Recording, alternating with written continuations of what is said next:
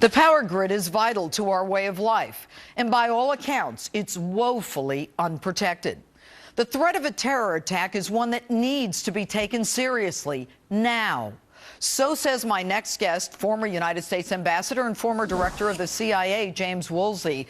Ambassador, thanks for being with us. You ran the CIA. You know firsthand how many enemies we have out there. What do you think is the biggest threat to our grid? They could launch a satellite with a simple nuclear weapon in it. Best if they launch it around the southern pole because we don't have any defenses and very little warning down there. While it's in orbit, just detonate it. And this could be a very simple nuclear weapon, similar to what we dropped on Hiroshima and Nagasaki. It doesn't have to be sophisticated at all. Doesn't need any accuracy. You're not trying to hit anything on the ground. You're just detonating a nuclear weapon up 30 miles or so in space. That would take out the grid for probably a quarter to a third of the United States. And if you detonated it up at a couple of hundred miles, it would take out the grid for most of the United States.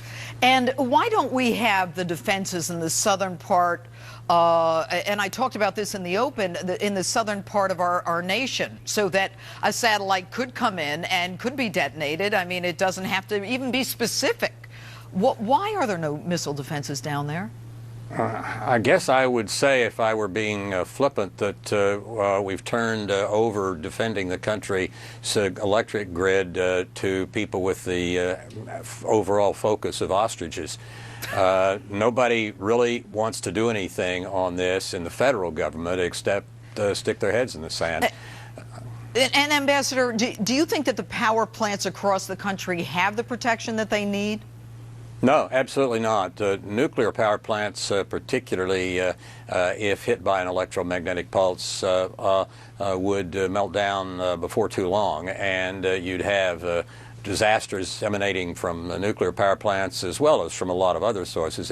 If you take out, by taking down the grid, if you take out the electrical system, everything else goes down too. We have 18 critical infrastructures in the country, and 17 of them depend on electricity.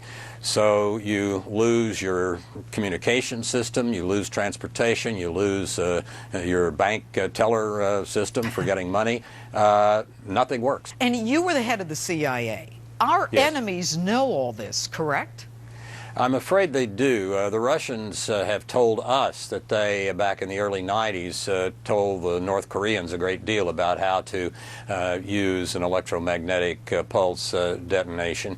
The Iranians and the North Koreans have both orbited satellites to the south, and the North Koreans have tested several simple nuclear weapons. Iranians haven't yet, but probably will before too many months go. So we have at least two very bad states tied very closely to terrorist groups and the rest that could be ideologically crazy enough to try something like this. And you know, you don't need a satellite. You can lift a nuclear weapon quite easily with a weather balloon up into low Earth orbit and detonate it. That's all that's needed. Not very comforting. All right, Ambassador Woolsey, thanks so much for being with us. Good to be with you. All right, and coming up, the former Secretary of Energy when the lights actually did go out, Spencer Abraham. And later, I hit the streets of New York with an urban survivalist.